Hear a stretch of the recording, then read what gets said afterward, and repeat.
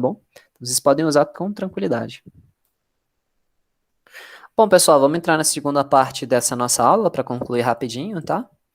Na aula passada a gente entrou no cesariamento resistente, né? A gente falou um pouquinho sobre os fatores que vão alterar o cesariamento resistente e a gente viu aí os modelos, as formas, né, de colapso quando a gente tem uma viga, né, armada com estribo e quando a viga é armada sem estribo, né?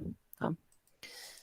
A gente viu que basicamente a adição da armadura do estribo, ela não vai conferir somente resistência ao cesariamento, mas ela vai potencializar, né, a sua viga a conseguir, né, desenvolver 100% do seu momento resistente, tá bom?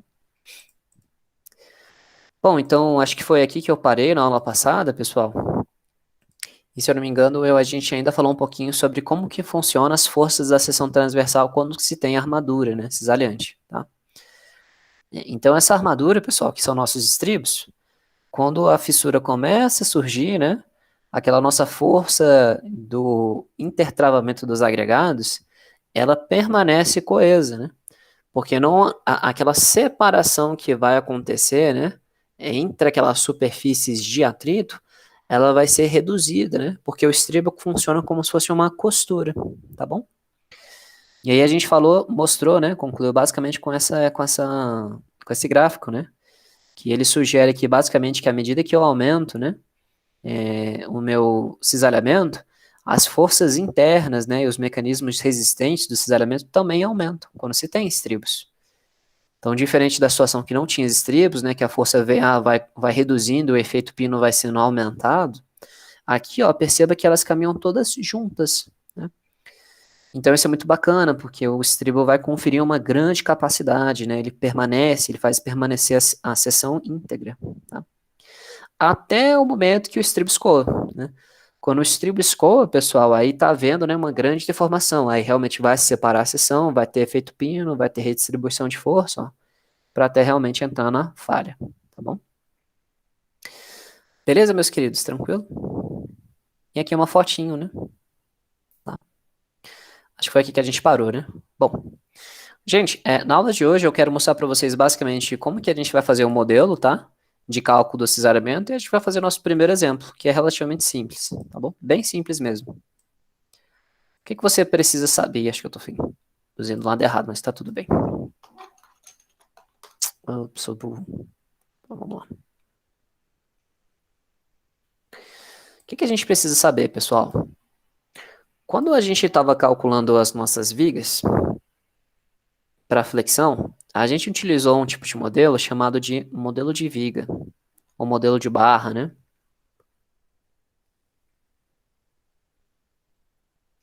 Que ele é utilizado basicamente para o cálculo de flexão. Tudo bem? Então tá aqui, a gente faz um corte na seção. Através do corte, a gente consegue pegar ali uma vista lateral, as forças que compõem a nossa seção. Você tem lá a armadura longitudinal, a força de tração e ali em cima a força de compressão do concreto. Tá o nosso braço alavanca, né? Entre essas forças Z, nos dá ali o momento resistente. Foi basicamente o que a gente viu através do modelo de flexão. Tá? Só que, professor, a gente consegue extrapolar esse modelo da barra, né? Para o cálculo do dimensionamento dos estribos, é aí que a gente tem um problema, não dá, tá? Se a gente pega aqui a nossa viga, né, pessoal, e a gente cortasse, né, para tentar fazer o equilíbrio das seções, a gente observe o tipo de armadura que a gente tem, né? A gente tem a armadura longitudinal e aqui a nossa armadura transversal, ó, observe.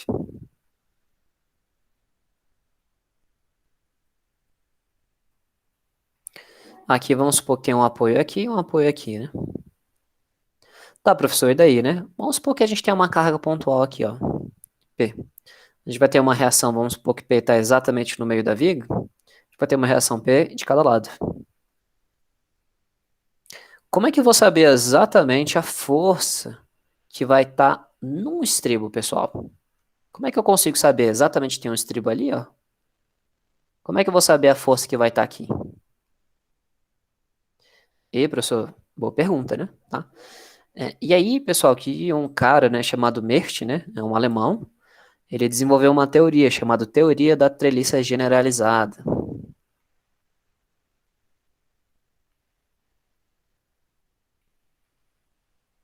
ou a teoria da treliça de Mersch, né? O nome dele é tipo O, assim, ó. Mersch. É alemão, né? Tá bom? E como funciona essa teoria, professor? Isso aqui vai fundamentar basicamente um outro modelo de cálculo nosso, vai ser o modelo da treliça. A gente tem o modelo de barra, e aqui a gente vai ter o modelo de treliça. Observe o seguinte, eu consigo basicamente transportar, né, como se fosse nós e barras numa treliça, observe.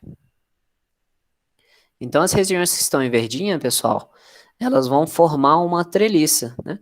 Onde está em verdinho, vão surgir aqui forças de tração, que vão estar, consequentemente, na nossa armadura, né? E, professor, e as forças de compressão? Vou desenhar em preto. Vou rabiscar aqui grosso, vocês vão entender daqui a pouquinho, tá?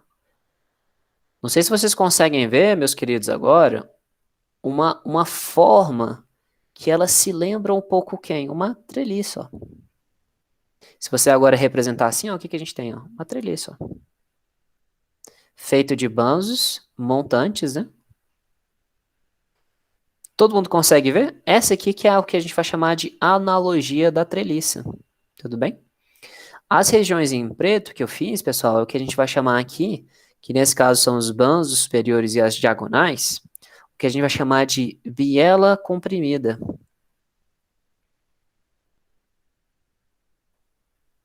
Professor, o que é essa biela? A biela, pessoal, a definição dela, fundamentalmente, é uma região de concreto maciça.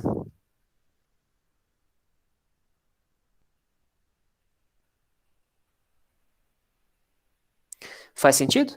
E na treliça a gente vai ter forças de compressão, que vão ser resistidas ali pelo concreto, e as forças de tração vão ser resistidas pelos tirantes, né? Bacana, pessoal? E é assim que a força vai caminhando por dentro. E aí, então, o Mersch, nessa época, ele desenvolveu exatamente. Existem algumas simplificações, né? Mas quando a gente corta a seção agora, que nem a gente fez lá pelo método de Ritter, né? Na nossa treliça, não sei se vocês vão lembrar, né? Mas se você tem um corte, você consegue determinar com clareza tanto as forças de tração, tá? Quanto as forças de compressão que vão surgir, ó. Compressão 1 e aqui compressão 2, tá? Dessa forma, a gente consegue com muita clareza determinar exatamente quanto de força vai estar indo para cada estribo. Bacana? Então essa aqui, pessoal, que é a treliça de Mersch que todo mundo fala, né? Ela fundamentalmente funciona através dessa teoria de bielas e tirantes que a gente vai chamar. Bielas e tirantes, né? Isso aqui é uma teoria ou um método, né? Tá? Esse aqui, pessoal, é legal porque a gente pode extrapolar para tudo. A gente calcula vigas, a gente pode calcular com essa teoria blocos de fundação, a gente pode calcular essa teoria consolos, a gente consegue calcular paredes, né? Vigas paredes, enfim. E assim por diante. Tá? Alguém não entendeu, pessoal, o que significa cada termo desse? Então, só para recapitular, né? Quando a gente vai calcular, por exemplo, a flexão, uma viga, a gente usa o modelo de barra, que ele é simples. E a gente pode calcular também a flexão com o modelo da treliça. Mas a gente não usa tanto, né? A gente usa mais ou menos o modelo da treliça para calcular o cisalhamento. Tá bom? Todas as informações que eu falei para vocês agora estão nos slides. Tá? Depois eu recomendo que vocês deem uma leitura. Tudo bem? Então, essa aqui está a nossa famosa analogia da treliça de Mersch, beleza? Aqui, pessoal, tá as nossas fissuras, né, que vão surgir. A gente vai assumir que pelo menos uma fissura vai interceptar um estribo, tá? Nós teremos aqui componentes importantes, por exemplo, a angulação das nossas bielas de compressão em relação à horizontal, a gente vai chamar o nome dela de θ, tá? E aqui, basicamente, essa treliça, olha que interessante, né? A gente consegue ver nitidamente, ó, se a gente fosse dividir em subpartes, né? Várias barrinhas, né? Conseguiríamos determinar várias forças, tá bom? Essa treliça, pessoal, a gente precisa ter certas simplificações, né? Para funcionar. É um método, né? Então ele tem que ter algumas formas de funcionamento. A primeira deles, né? a gente vai assumir que as forças no estribo são sempre as forças da área de aço vezes a tensão, né, que vai dar uma força. E a gente sempre vai assumir que os estribos vão escoar, tá? O concreto a gente vai assumir que nessa situação ele não vai absorver cisalhamento algum, tá? E a gente vai considerar que o concreto ele vai ser esmagado quando os estribos escoarem, tá? Essas aí são as nossas simplificações do método. Perfeito? Aqui no Brasil, pessoal, a gente tem basicamente dois métodos que a norma NBR utiliza. Vou explicar para vocês os dois e vou ensinar vocês a calcularem das duas formas, tá? Mas basicamente o que você precisa saber é o seguinte. Para se entender, basicamente, né? A linha tracejada são as nossas linhas de bielas, tá? As nossas linhas sólidas são armaduras. Você vai perceber aqui duas angulações. A primeira delas uma angulação de 45, onde tinha o θ. E a angulação do estribo, pessoal, eu vou chamar essa angulação de alfa, tá? Para termos práticos, o alfa sempre vai ser igual a 90, tá? Um ângulo reto. Tá? E para termos práticos, a gente vai começar assumindo, inicialmente, que as nossas bielas formam um ângulo de 45 graus, tá bom? Aqui que é a representação interna da biela, observe. Ela é literalmente uma região maciça de concreto ali dentro, tá bom? E aí vamos falar um pouquinho sobre as duas formas de cálculo para vocês verem. Alguém está me acompanhando de boa, pessoal? Só para saber. Beleza, Tá professor. de boas, professor. De boa. Todo mundo aqui. Obrigado, gente. Vocês estão top. Então vamos lá. O cisalhamento, pessoal, a gente vai ter basicamente cisalhamento. Dois modelos de cálculo. A gente vai ter aqui basicamente o modelo 1. E aqui a gente vai ter um modelo 2. Como funciona basicamente, professor? Bom, antes da gente entrar no cálculo de cada modelo, o cisalhamento ele vai sempre ser conferido com dois estados limites últimos. A gente vai fazer a verificação do cisalhamento. Ele tem que ser menor ou igual à resistência da biela de compressão, tá? Então, VRD2, pessoal, é o esmagamento da biela. Esmagamento da biela. Tudo bem? Se a biela vai estar com pressão, tem que verificar ela. Se o estribo vai estar tração, preciso saber quantos estribos eu vou ter para resistir à tração. Faz sentido? Então, o estado limite vai ser o VR2, que a gente vai calcular, tá? E o outro vai ser o VR3. O VR3, pessoal, é a resistência ao cisalhamento.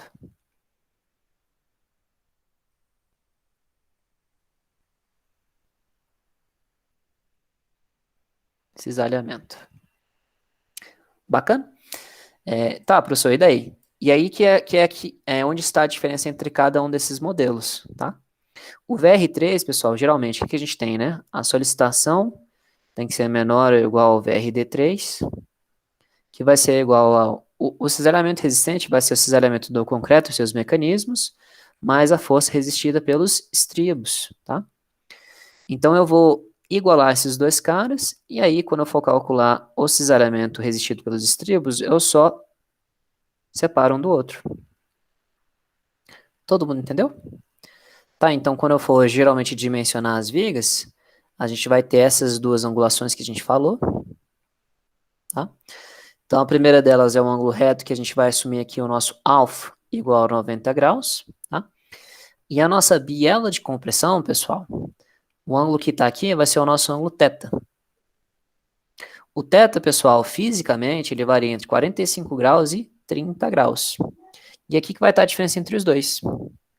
O modelo 1 de cálculo, quando a gente vai fazendo a verificação dos estribos, ele vai fixar, né, como sendo, a gente vai fixar direto, né, como o ângulo θ em 45 graus, tá? O modelo 1, pessoal, é o modelo mais fácil de cálculo. A gente utiliza ele quando a gente faz cálculo de vigas normais, tá?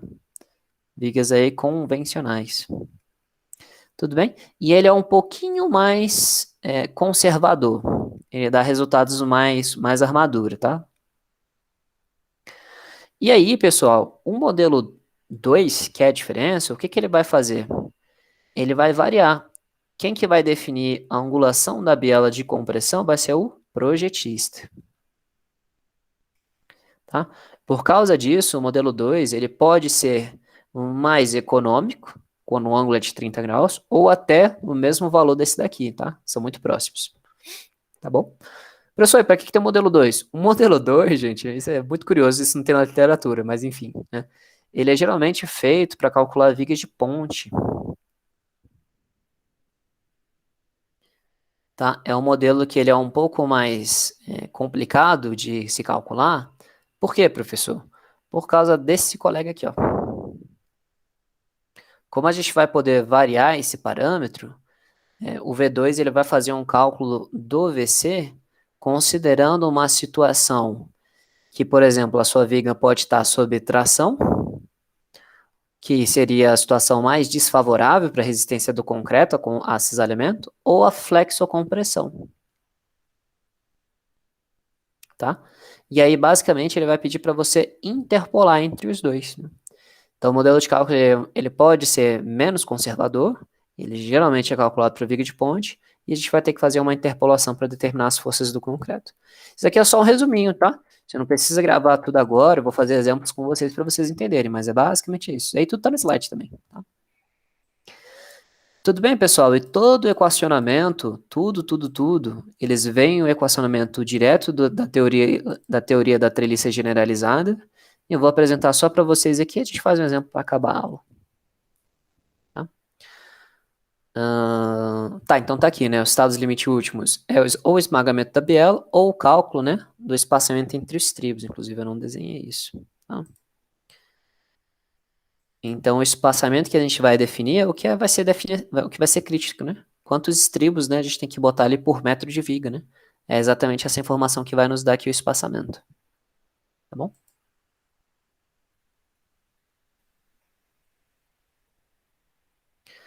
Tá, então tá aqui o estado limite último que a gente falou, quais são as possibilidades, depois vocês podem dar uma lida aqui com calma, tá bom? E aqui são as possíveis falhas que a gente pode ter quando a nossa viga está armada com estribos.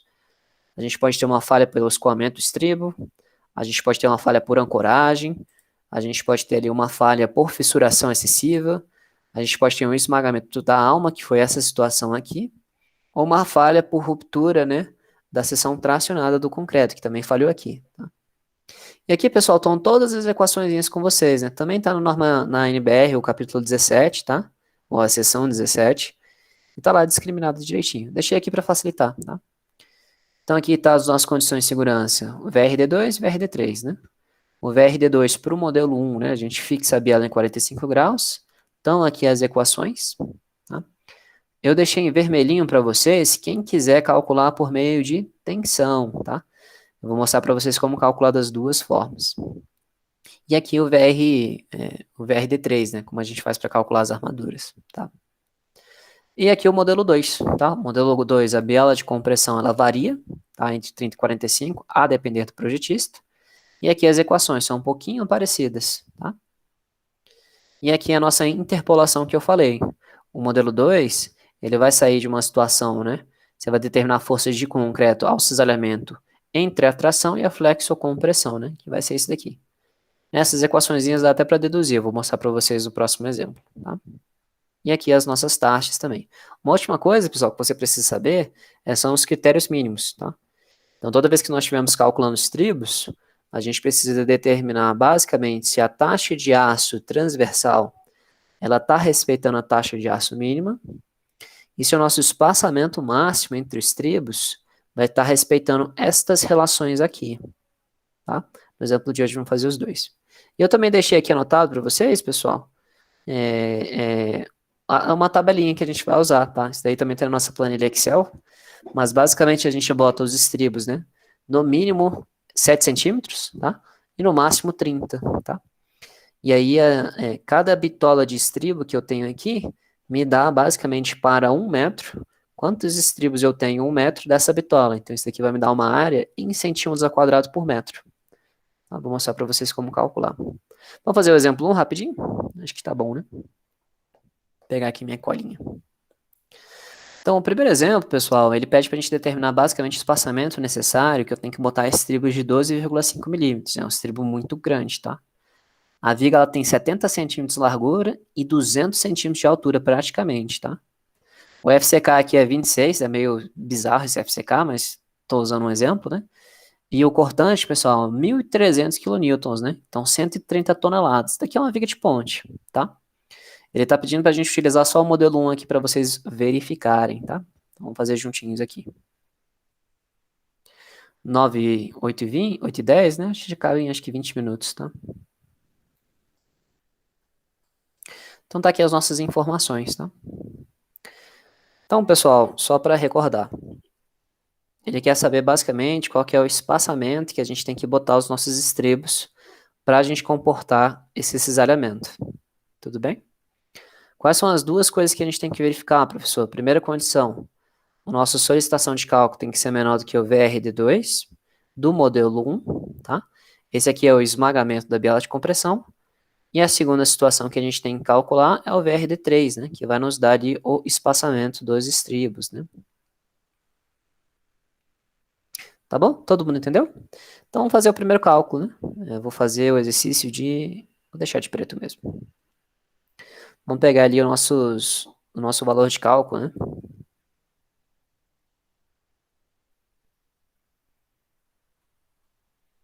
Então, primeiro, solicitação de cálculo. Vai ser ali o nosso fator de multiplicação pelo característico.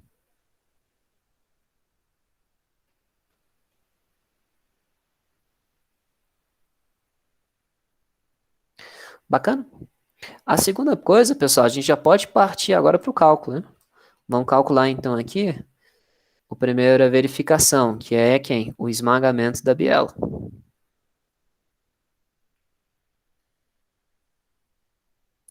Vamos ver se essa viga comporta, né?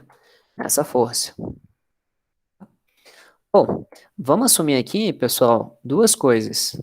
A primeira delas, né? Vamos supor que todos os nossos estribos estejam na vertical, tá?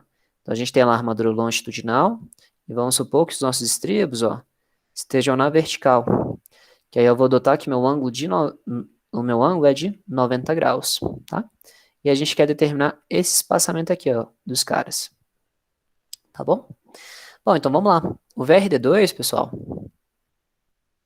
do modelo 1, ele é calculado pela seguinte equação: 0,27, o alfa V, FCD, e aqui vai ser o BW e D, tá? Tem ainda, parece mais um seno de 90 graus aqui, mas o seno de 91, tudo bem? Então essa é a formulazinha direta. Coisas importantes. Esse alfa V, pessoal, ele vai estar retratando, alfa V2, tá? Ele vai estar retratando ali a força do, a resistência do nosso concreto. Ele é dado por 1 menos o FCK dividido por 250. O que essa fórmula está falando para a gente, pessoal? Que se eu aumento muito o meu FCK, esse fator reduz, né? Para tentar retratar aquele nosso fato de concretos muito resistentes, eles não fissuram entre a argamassa e a nosso agregado. Eles fissuram, né, entre o agregado, que é uma ruptura mais brusca, né? Então, esse fator alfa V2 é relacionado a isso. Esse colega aqui pode ficar em MPa, tá? Porque esse aqui de baixo está em MPa. Então, 26 menos 250. Daqui vai te dar aproximadamente 0,896, né? Deixa eu ver aqui, Mecola. Isso. Tá? E aí, o que acontece? Esse colega deve estar em quilonewton centímetro. Esse colega em centímetro. Esse colega em centímetro. Que aí a nossa força vai sair em quilonewton. Tá bom? Vou aqui substituir direto, né? Rapidamente, para vocês verem que é facinho.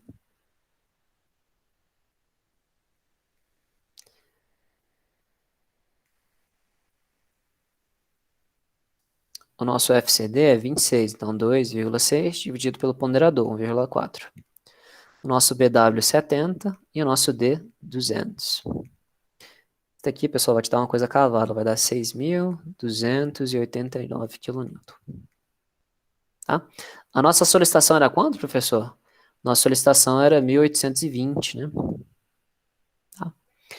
Então, perceba, pessoal, que a nossa biela da compressão, ou seja, o concreto está sendo comprimido. Ele tem muita força, né? Observe, ele aguenta muita carga, né? Então, aqui não há risco, né? Não há risco de esmagamento. Então, primeira verificação feita, bem tranquilo.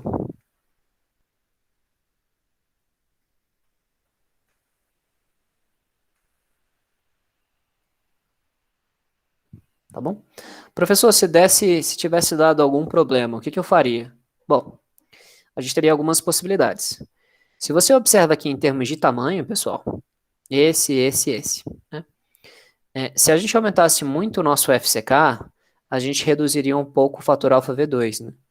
Então, o FCK na resistência da biela de compressão, ele é um fator um pouco insensível, tá? Não altera muito. As formas como a gente poderia alterar isso seria aumentando o tamanho da seção. Se você aumenta a área de exposição do concreto, você aumenta a força que ele resiste, né? Então, se você tem uma altura limitada de altura, né, você pode aí aumentar a largura da peça, né? Então, seriam decisões interessantes, tá? O próximo, pessoal, é calcular o nosso espaçamento. É bem simples, né? Então, aqui é o nosso espaçamento entre estribos, né? Professor, como que eu calculo esse espaçamento? Através do VRD3, né? O VRD3 ele vai ser o VC mais o nosso VSW, tá? Primeira coisa que a gente determina é o VC. Por que mesmo, professor? Porque a gente vai fazer o seguinte, a gente vai igualar a solicitação ao VRD3 para a gente atingir o limite, né? Tá? E aí, dessa forma, eu consigo isolar o meu VSW, que é quem a gente quer determinar, vai ser a solicitação menos o VC, tá? É essa o esquema que a gente quer fazer, tá? E aqui, pessoal, vou botar um asterisco aqui e uma nota para vocês, tá? Ué, como assim, professor? Porque esta razão, o que acontece se o VC é maior que o VSD? Coisa interessante. Então, uma nota, essa equação ela é verdadeira para o VSD menos o VC for positivo, tá? Quando o VSD menos o VC forem negativo, aí a gente tem que adotar, beleza? Adotar uma área de aço mínima, tá bom? Porque isso aqui está indicando basicamente que a tensão no concreto sozinha resiste ao esforço de deslizamento todo, tá bom? É isso que significa essas equações. Show? Então vamos calcular aqui o primeiro, né? O VC, pessoal, do modelo 1, ele é calculado pela seguinte equação, tá? Isso também está tudo no slide, tá, meus queridos? É só seguir lá. Ele é 0,6 o FCTD multiplicado por BW vezes D. O FCTD, pessoal, é a resistência à tração de cálculo do concreto. Para concretos até 50 MPa, ele é dado por essa forma, FCTK inferior dividido pelo ponderador, né, do concreto. O FCTK inferior, ele é a resistência característica do concreto à tração do seu limite inferior. Ele é dado por 0,7 do FCTM. Isso aqui parece uma abobrinha de coisa, né? E o FCTM, para concretos até 50 MPa, né?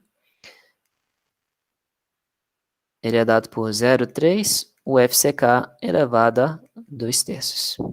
Tá bom, meus queridos? Basicamente é isso. Esse colega aqui, ele tem que estar em MPa, tá, meus queridos? Então aqui é 0,7. Esse aqui tudo vai dar 0,15, né? Essa divisão toda aí.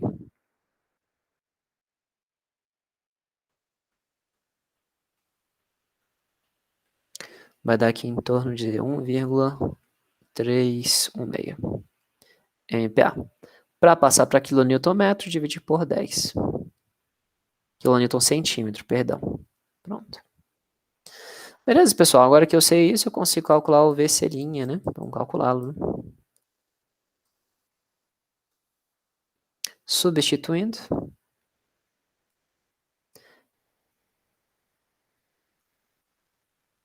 É 1,316, professor.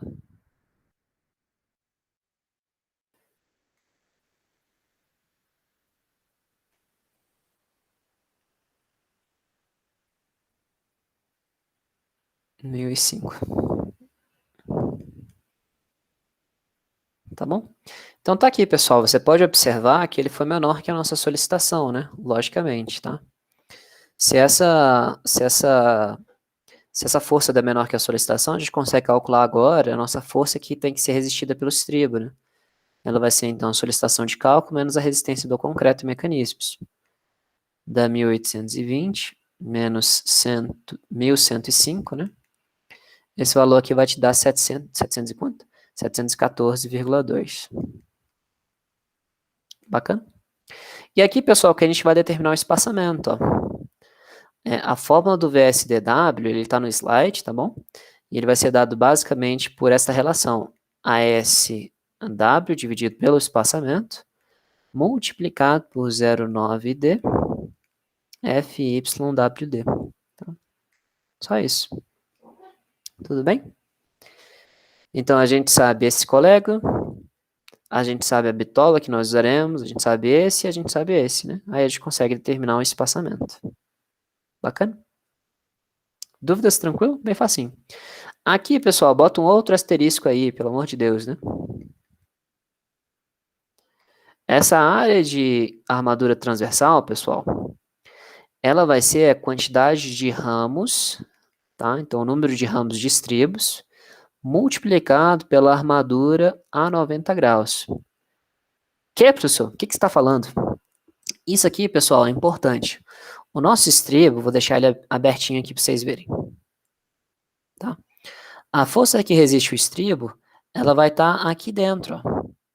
Então, a gente vai ter duas perninhas, estão vendo? Então, aqui a nossa quantidade de ramos são 2. Todo mundo entendeu isso? Se fossem estribos duplos, ó, um estribo do lado do outro, a gente teria 4. Todo mundo entendeu? Que seriam 4 perninhas, tá? Então, é isso que eu quero que vocês entendam, né? Então, aqui é 2. Daqui é a quantidade de perninhas. Vou botar entre parênteses aqui. Perninhas de estribos. Bacana? E a nossa área de aço, pessoal, é a bitola, né? A bitola aqui do estribo é de 12,5, né? Tudo bem? Então, a nossa área de armadura transversal, ela vai ser 2 vezes π sobre 4, o diâmetro, né? Ao quadrado. Isso aqui, pessoal, vai te dar 2, quanto? 25? Deixa eu ver aqui no meu cálculo. 2,45. Tá bom, meus queridos? E agora a gente isola, finalmente, né?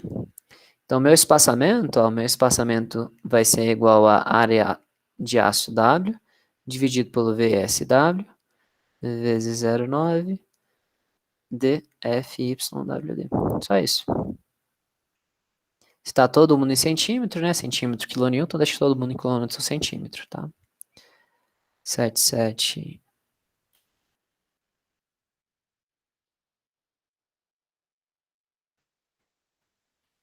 O D é 200, né? E nosso FYD é 50, né? Dividido por 1,15. Isso daqui vai te dar aproximadamente 26,8 centímetros. Tá aí, pessoal.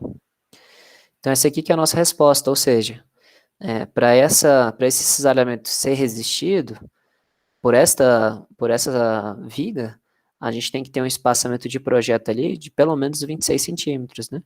Então, seus estribos têm que ficar aqui espaçados, né? Pelo menos 26 centímetros, né? Essa que é a resposta, tá? Bem simples. Aqui, pessoal, só uma dica para vocês, tá? Geralmente a gente não tem a bitola, né? Geralmente a gente vai selecionar a bitola. Então, como que eu faço isso, né, professor? Faço de uma forma interessante, né? Na verdade, vai ser isolado o ASW, tá? Você isola o ASW. Isso aqui a gente vai fazer isso mais para frente, né? E multiplica o espaçamento, considerando que o espaçamento é de 100 centímetros, ou seja, 1 metro de viga. Tá? Esse valor aqui vai nos dar exatamente a quantidade em centímetros ao quadrado por metro de viga, né? Se a gente for fazer o cálculo aqui, por exemplo, né, só por curiosidade, né? Se eu pegasse aqui, ó, daria quanto, né? O ASW seria ali 7,142 vezes 100 centímetros, dividido por 0,9D, vezes 50 dividido por 1,15. Isso daqui, pessoal, vai te dar em torno, deixa eu ver aqui, eu fiz uma colinha. Dá em torno aqui de Não fiz o cálculo? Fiz o cálculo. Não fiz o cálculo?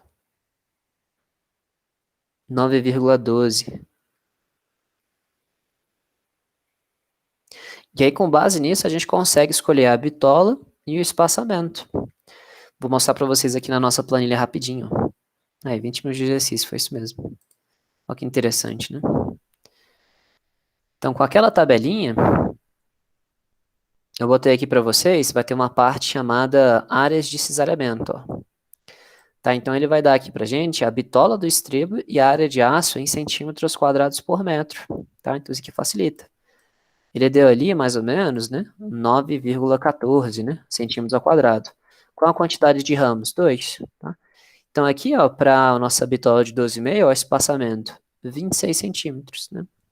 Então a cada 26 centímetros eu vou ter aqui uma área de 9,44 centímetros ao quadrado por metro, né? Ou seja, é muito mais simples, né? Então poderia, que nem a gente calculou aqui, 26, né? Podia usar esse tribo de 12,5 a cada 26. Esse seria o detalhamento, né? Tá? Simples, pessoal. A última coisa para concluir, eu acho que a gente está sem espaço aqui, mas eu vou fazer uma gambiarra aqui, é as verificações finais, né? Vou botar aqui bem do ladinho. Quais que são as verificações finais, professor? Primeiro, taxa de aço mínima, né? Então, botar aqui item 4. A gente vai verificar a taxa transversal, né? De aço mínima, se ela foi aceita, né? E a gente tem que verificar os espaçamentos máximos. A taxa transversal de aço, pessoal, ela é calculada pela seguinte equação, tá? Ela vai ser dada pela área de aço W, dividido, né? Por BW, espaçamento e o seno do ângulo, né? Aqui vai dar 1. Substituindo, pessoal, vai te dar um valor bem pequenininho, tá?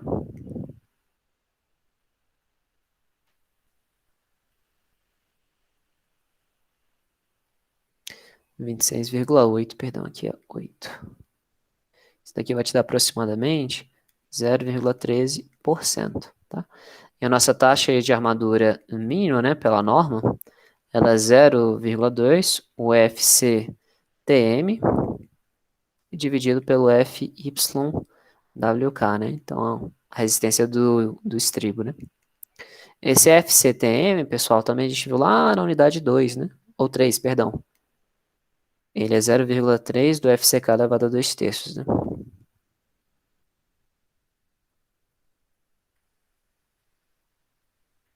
Ah, não. Não, tá. Isso daqui vai te dar aproximadamente 0,105%. Então tá ok, tá? Então a nossa taxa de aço é maior, né, do que a taxa de aço mínima. Então tá ok. E a última coisa que é o espaçamento, né? O nosso espaçamento de projeto foi 26 centímetros, né? Ele ultrapassa o nosso espaçamento máximo? Bom, o espaçamento máximo, pessoal, vai estar em função da relação VSD, tá no slide também, dividido por VRD.